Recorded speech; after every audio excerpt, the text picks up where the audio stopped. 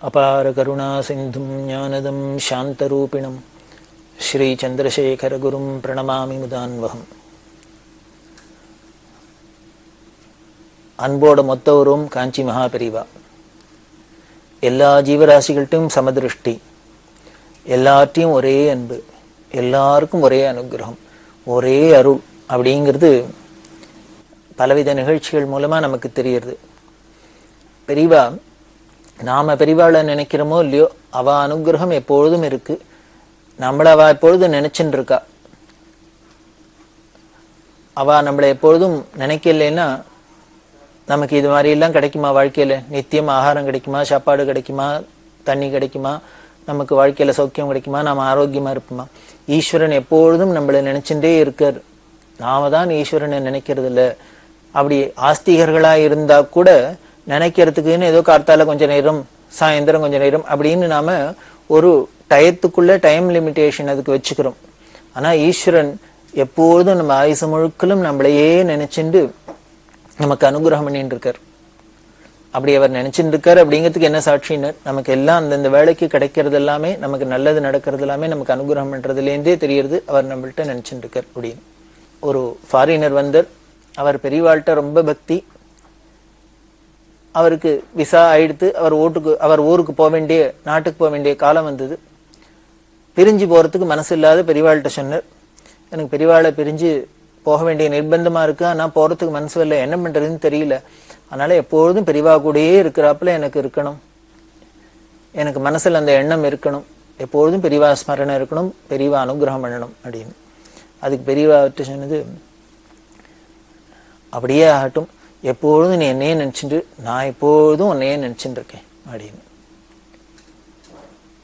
அப்ப சொல்ற, பிசிக்கலா நம்ம உடம்பாலதான் ஒருத்தருக்கு ஒருத்தர் ஒன்னா இருக்கணுங்கிறது இல்ல. இப்படி நாம உடம்பு எங்கெங்க இருந்தாலும், பல இடங்கள்ல இருந்தா கூட நம்ம மனசால ஒருத்தருக்கு ஒருத்தர் அன்பா இருப்போம். இப்படி ஒருத்தருக்கு ஒருத்தர் நினைச்சுட்டே இருந்தோம்னாலே நம்ம மனசுனால ஒன்னா இருக்கும் அப்படிங்கிறது தெரியுது. அதனால நம்ம மனசால ஒன்னா இருப்போம், ஒத்துமையா இருப்போம். இதுதானே நம்ம இந்து மதத்தோட தனி சிறப்பு. பலவிதமான ஜாதி பேதங்கள்லாம் இருந்தா கூட எல்லோரும் அன்பா ஒன்னா இருக்கிறது, மானசீகமா எல்லாரும் ஒரே எண்ணங்களோட அன்பா இருக்கிறது, ஒருத்தருக்கு ஒருத்தர் துவேஷம் இல்லாத வெறுப்பு இல்லாத இருக்கிறது அப்படிங்கிறது இந்து மத சிறப்பு. அது மாதிரிதான் நீங்க பெரியவா சொல்றா, நாம மனசால ஒன்னா இருக்கலாம், அதனால நீ எப்பொழுதும் என்னையே நினைச்சுட்டு நான் உன்னையே நினைச்சுட்டு இருக்கேன் அப்படின்னு. சரி, இது ஏதோ ஒரு உபச்சாரத்துக்கு சொல்றாப்புல தானே இருக்கு. நீ என்னையே நினைச்சுட்டு நான் உன்னையே நினைச்சுட்டு இருக்கேன் அப்படின்னாக்க இது ஏதோ ஒரு உபச்சாரத்துக்கு சொன்னாப்புல இருக்கு. ஆனா அது பெரியவா சொல்றது எதுவுமே வாக்கு சத்திய வாக்கு இல்லையா, அது தெய்வத்தின் குரல் இல்லையா, அது ஒண்ணும் வீணே போகாது. அவ ஒன்னும் பொய்யாவோ உபச்சாரத்துக்காவோ சொல்ல மாட்டா. பெரியவா பக்தர்ல ஒரு பெரிய ப்ரொஃபசர், அவர் காசிக்கு போறேன் அப்படின்னார். காசிக்கு அவர் போறேன்னு சொன்னோன்னு பெரியவா, காசியில ஒரு பெரிய சுவாமிகள், ஒரு பெரிய வித்வான் சுவாமிகள், பெரியவா எப்போ காசி யாத்திரை போறதே அவரை பார்த்திருக்கா. அவர் பெரியவாளை ரொம்ப தரிசனம் பண்ணி பெரியவாள்கிட்ட ரொம்ப பிரியமா பக்தியா இருந்திருக்கு, பெரியவாளை ஈஸ்வரன் கொண்டாடி இருந்திருக்கு.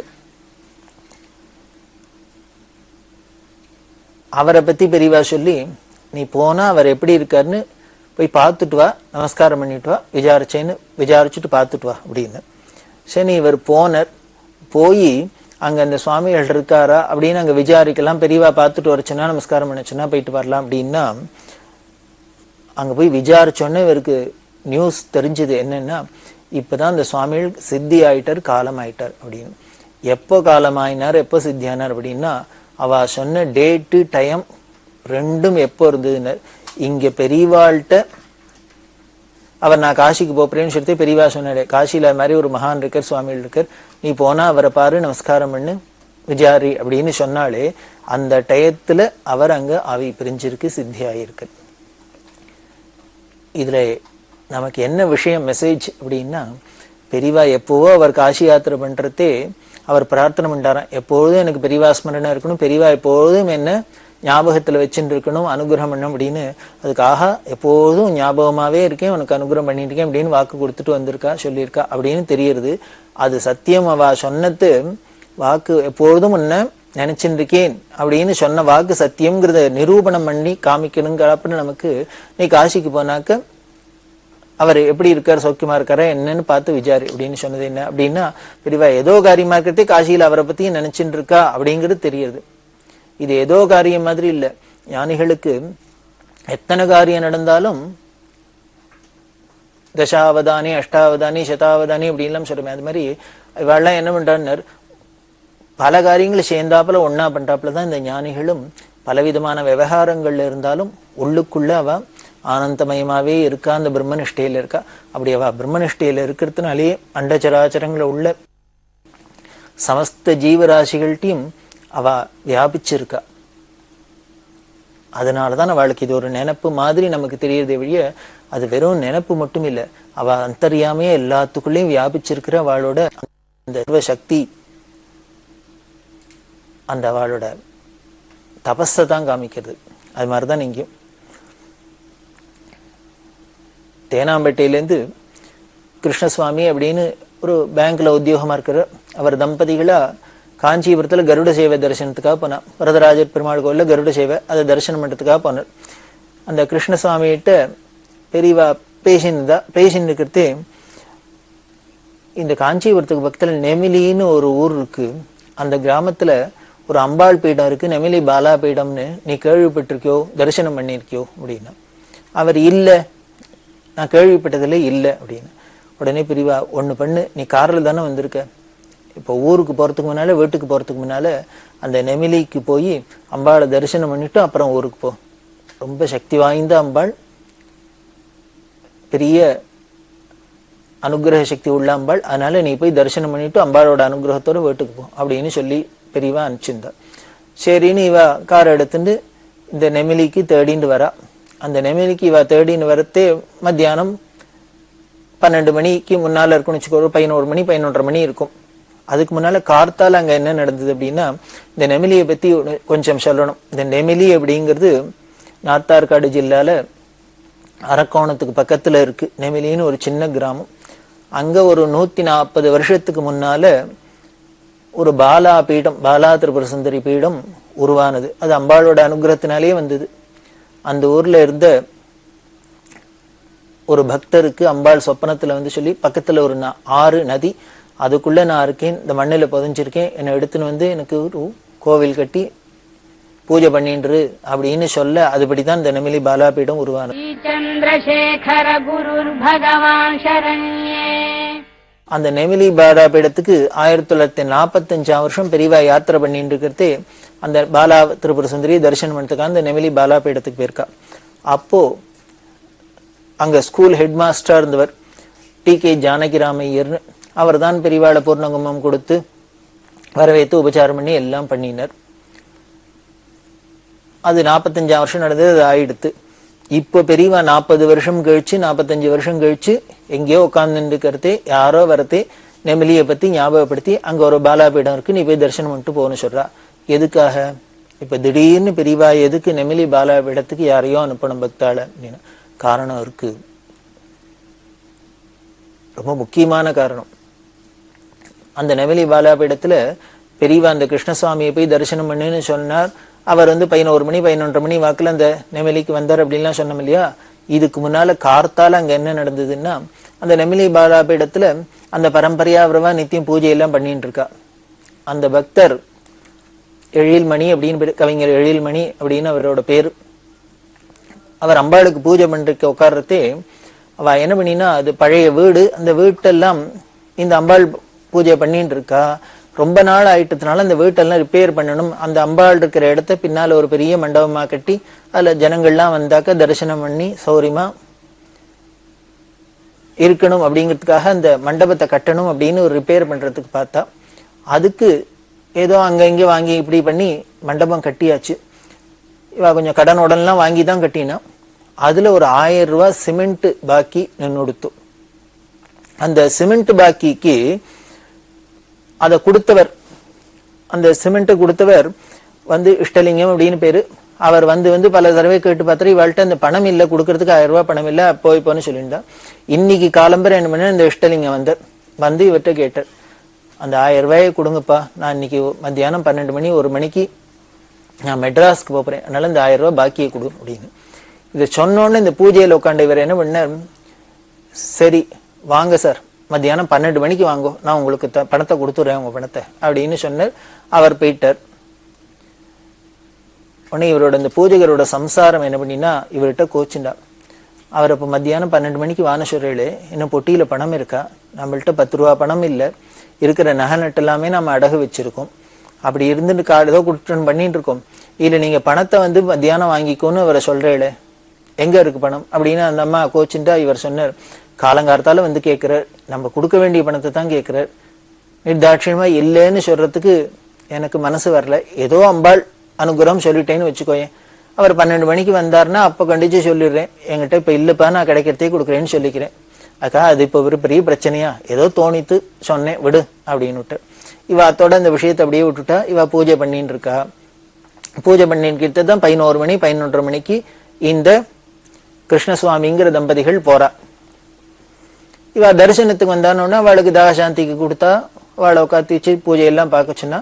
அப்போ பேசிட்டு இருக்கிறதே, நீங்க எப்படி இந்த இடத்த பத்தி தெரியும், எப்படி வந்தேள் அப்படின்னு கேட்டு உடனே கிருஷ்ணசுவாமி சொன்னார், இல்ல பெரியவா நாங்க காஞ்சிபுரத்துல தரிசனத்துக்காக போயிருந்தோம், கருட சேவை தரிசனத்துக்கு. அப்படியே பெரியவா தான் எங்களுக்கு எல்லாம், பெரியவாளையும் தரிசனம் பண்றதே. நெமிலி தெரியுமா உனக்கு, பாலாபீடம் கேள்விப்பட்டிருக்கேன், அம்பாளை தரிசனம் பண்ணிருக்கியான்னு கேட்டா. இல்லன்னு ஒண்ணு விசாரிச்சுன்னு அவசியம் தரிசனம் பண்ணிட்டு வீட்டுக்கு போகணும்னு சொன்னா, பெரியவா உத்தரவு, அதனால வந்தோம் அப்படின்னு. இந்த 7 மணிக்கு அப்படியே ரொம்ப மெய் செலுத்து போயிடுத்து. எப்போ 40-45 வருஷத்துக்கு முன்னால பெரியவா இங்க வந்தது, அப்படி ஏதோ ஒரு தரம் வந்து பார்த்த பெரியவா இன்னைக்கு இந்த க்ஷணமும் ஞாபகம் வச்சுண்டு யாரையோ அனுப்புறா தரிசனம் அப்படின்னா, பெரியவாளுக்கு எதுவும் மறக்கல, எப்பொழுதும் ஞாபகம் வச்சுருக்கா அப்படிங்கிறதுக்கு இதெல்லாம் ஒரு சாட்சியா இருக்கு அப்படின்னு அவர் ரொம்ப சந்தோஷப்பட்டு, பெரியவா ஞாபகம் வச்சுன்னு சொன்னாளா, பெரியவா ஞாபகம் வச்சுன்னு சொன்னாளா அப்படின்னு. ஆமா பரம சந்தோஷம்.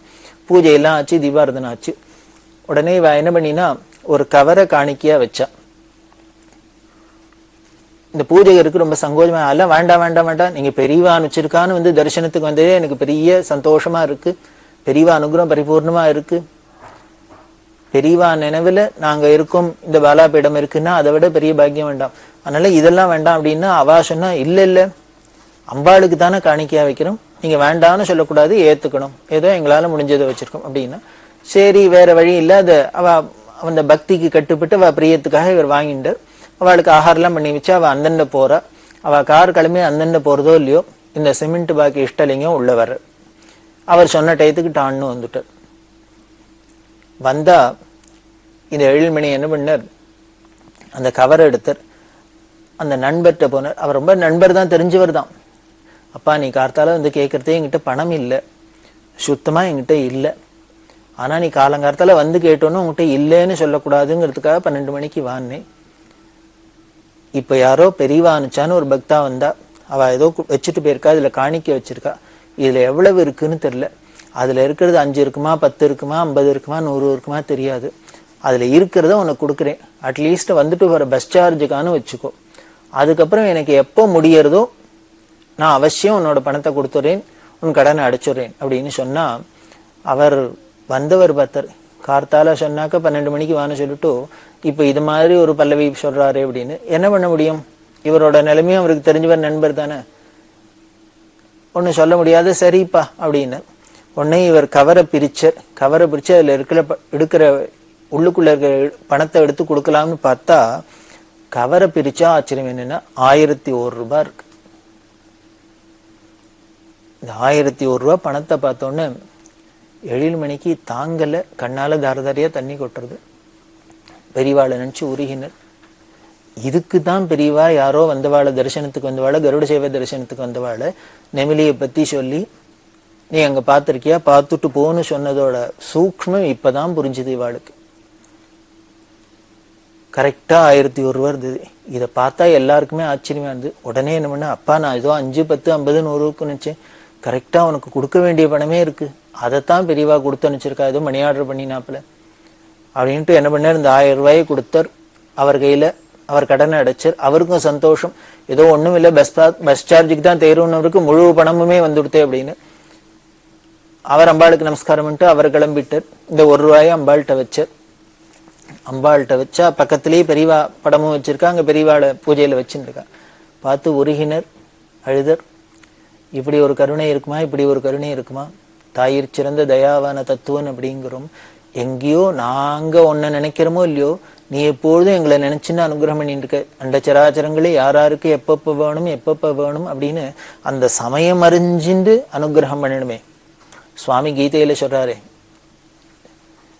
என்னையே எப்பொழுதும் வேற சிந்தனை இல்லாத யாரு தியானம் பண்ணிட்டு இருக்காளோ, என்ன உபாசிச்சுட்டு இருக்காளோ அவளோட யோகக்ஷேமத்தை நான் வகிக்கிறேன். யோகக்ஷேமம் வகாமியகம் அப்படின்னு சொல்றாரு. அப்படி சொன்ன கீதையில சொன்ன சாஸ்திரங்கள்ல சொன்ன வார்த்தையெல்லாம் சத்தியங்கிறதுக்கு இது மாதிரி நிகழ்ச்சிகள்லாம் திவ்யமான மகாபிரிவா மகிமை. மகாபிரிவா மகிமைன்னா என்ன? இத மாதிரி தான், இதெல்லாம் தான் மகாபிரிவா மகிமை. நாம அவளை நினைச்சு பிரார்த்தனை பண்ணி பக்தி பண்ணலைன்னா கூட நமக்கு வேணுங்கிறத கொடுக்கறதுக்குன்னே அவ ஒரு அவதாரமா இருந்துட்டு இருக்கா. இதுதான் பெரியவா நான் உன்னையே நினைச்சுட்டு இருக்கேன் அப்படின்னு சொல்றது எவ்வளவு சத்தியம் அப்படின்னு தெரியுது. வெளியில பார்த்தா பெரியவா ஏதோ வேற காரியங்கள் இருக்கிறாப்புல இருக்கு, அப்படி இல்லை. அதுல ஆச்சரியம், நம்மளை மட்டும் நினைச்சுக்கல, எல்லாரையும் நினைச்சுருக்கா, எல்லா ஜீவராசிகளையும் நினைச்சுட்டு அது அதுக்கும் படி அளந்துட்டு தான் இருக்கா அப்படின்னு தெரியுது. அதைத்தான் இந்த எழில்மணி அம்பாளை பார்த்து சொன்ன. அம்பாளும் பெரியவாளும் காப்பாத்திட்டா. சொன்ன வாக்கு ஒரு பக்தன் சொன்ன வாக்கு பொய்யாகப்படாது அப்படின்னு. ஏன்னா 12 மணிக்கு வாப்பா அவன் பணத்தை கொடுக்குறேன்னு சொன்னாரோ இல்லையோ, அப்படி ஒரு அம்பாளை உபாசிச்சுங்கிற பூஜை பண்றவர் அவர் சொன்ன வாக்கு பொய்யாகப்படாதுங்கிறதுக்காக போல இருக்கு. இவர் யாரையோ அனுப்பிச்சு பணத்தை கொடுக்க முடியுமா பண்ற அப்படின்னா அதுல ஒரு விஷயம் பாருங்க. இத பிளான் பண்ணி பண்ற அனுகிரகம் அப்படிங்கிறதுக்கு என்ன சாட்சி அப்படின்னா, யாரையோ பெரியவா அனுப்பிச்சா, நீ போய் தரிசனம் பண்ணிட்டு போனுதான் சொன்னா. அப்படி தரிசனம் பண்ணிட்டு போன பெரியவா வேற ஒன்னும் சொல்லல. அவளும் வெறுமனை வந்தா தரிசனம் பண்ணா, இல்ல ஏதோ ஒரு பழத்தை கழுத்தை வாங்கிட்டு வச்சுட்டு தரிசனம் பண்ணிட்டு போயிருக்கலாம். அப்படி இல்லாத ஏதோ காணிக்க கொடுக்கணும்னு கொடுத்தா, இது சகஜம். எங்க போனாலும் எந்த கோவிலுக்கு போனாலும் எந்த இடத்துலயும் நாம ஒரு காணிக்க செலுத்துறதுங்கிறது. அந்த காணிக்க செலுத்துறதுலயும் 500 ரூபாயா கொடுத்திருக்கலாம், இல்ல 1500 2000 கொடுத்திருக்கலாம், 100 கொடுத்திருக்கலாம், 200 கொடுத்திருக்கலாம், எப்படி வேணா கொடுத்திருக்கலாம். ஆனா இவர் என்ன பாக்கி 1000 ரூபாய் அந்த கோவில் கட்டினத்துக்கு, அந்த மண்டபம் கட்டினத்துக்கு பாக்கின்னாரோ, கடன் பட்டிருக்காரோ, அதை நான் தரேன்னு வாக்கு கொடுக்கிறாரோ, கரெக்டா அந்த 1000 ரூபாயே கொடுக்க முடியுமா பண்றான்னா, அந்தரியாமியா உள்ள இருந்து இயக்கிற சர்வசக்தன் அப்படிங்கிறது இதுல இருந்து நிரூபணம் ஆறுதே.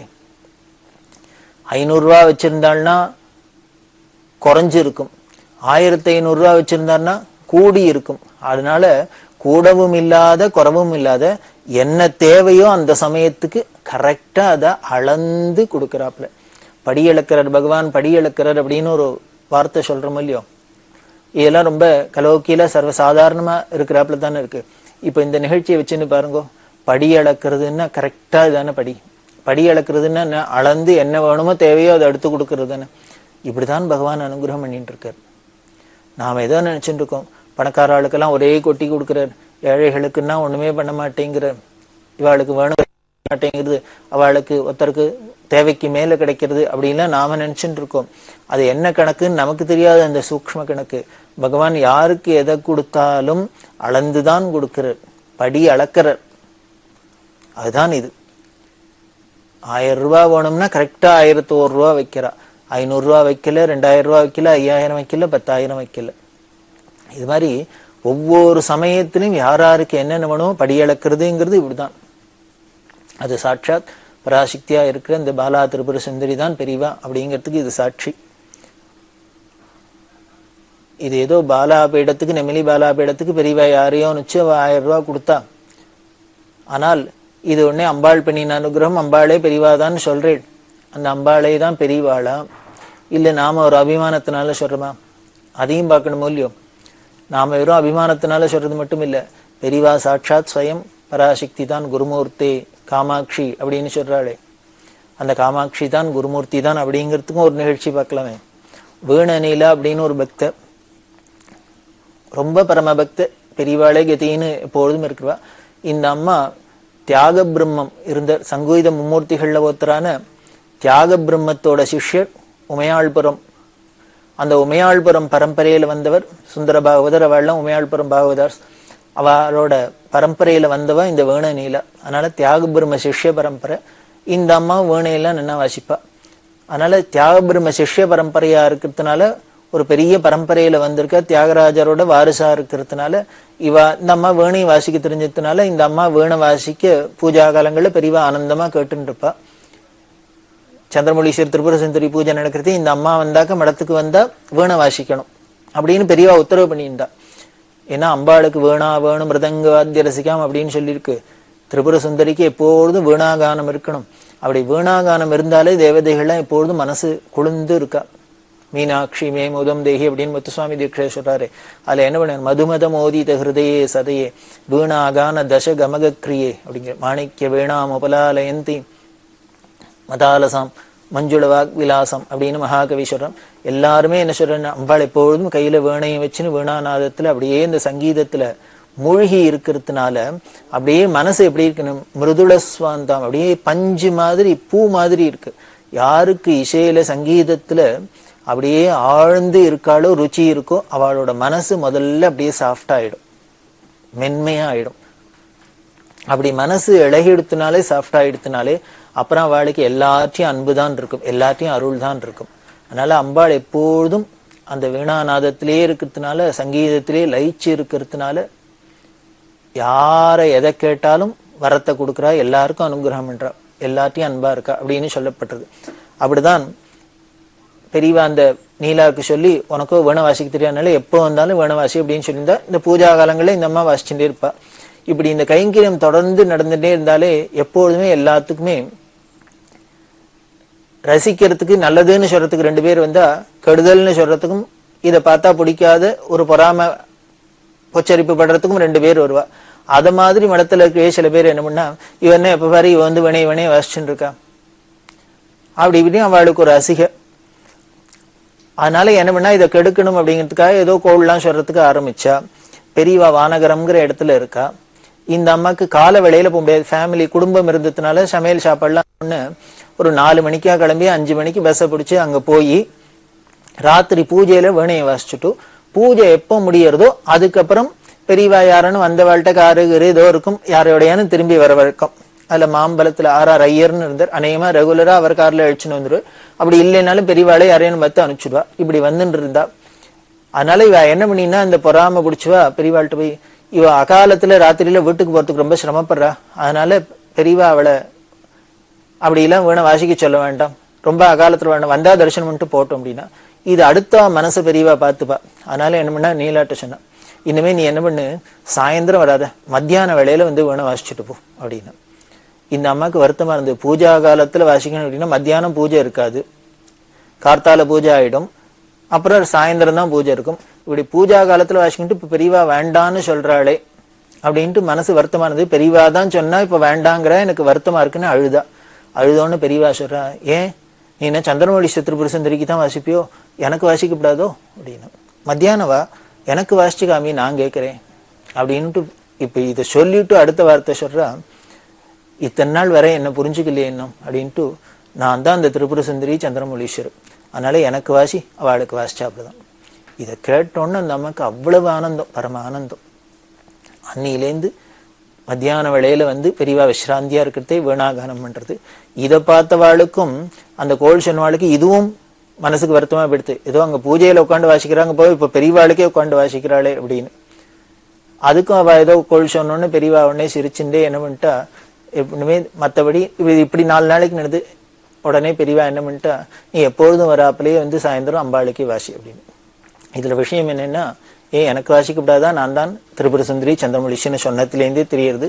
அந்த சந்திரமௌலீஸ்வராகட்டும் திரிபுர சுந்தரி ஆகட்டும் எல்லாம் பெரியவாதான்னு தெரியறது. அப்பேற்பட்ட பெரியவா பிரபாவத்தை தொடர்ந்து பார்க்க